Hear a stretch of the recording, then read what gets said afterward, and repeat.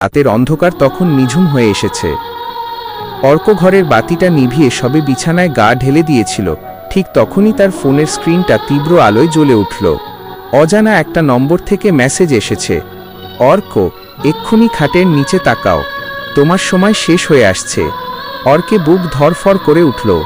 সে ভাবল নিশ্চয়ই বন্ধুরা কোনো ফাজলামো করছে, কিন্তু ভয়ে ভয়ে যখন সে ধীর পায় খাটের নিচে ফোনের ফ্ল্যাশলাইটটা ফেলল, সেখানে কেউ ছিল না।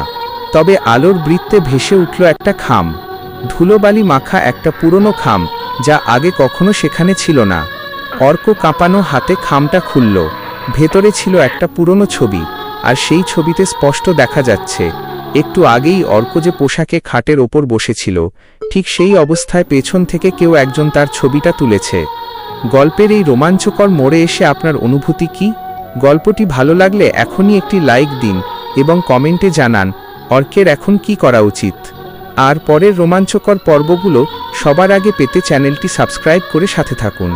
ছবির পেছনের আঁকিবুকি দেখে অর্কের শরীরের প্রতিটা রোম খাড়া হয়ে গেল। সেখানে রক্তবর্ণ কালিতে লেখা ছিল, পেছনে ফিরে তাকালেই কিন্তু গল্প শেষ। ঘরের তাপমাত্রা হুট করেই যেন শূন্যে নেমে গেল। অর্কর ঘাড়ের কাছে সে অনুভব করল কারো শীতল নিঃশ্বাস। তার কানে অচেনা একটা কণ্ঠ ফিসফিস করে বলে উঠল, তুমি নিয়ম ভেঙেছ অর্ক। হাত থেকে ফোনটা মেঝেতে পড়ে গিয়ে ডিসপ্লেটা চুরমার হয়ে গেল। আর সেই ভাঙা কাঁচের প্রতিবিম্বে অর্ক দেখতে পেল তার ঠিক পেছনেই দাঁড়িয়ে আছে একটা বিশাল কালো আকৃতির ছায়া, যার হাতে চকচক করছে একটা ধারালো অস্ত্র। অর্ক কি পারবে এই রহস্যময় ছায়ার হাত থেকে বাঁচতে?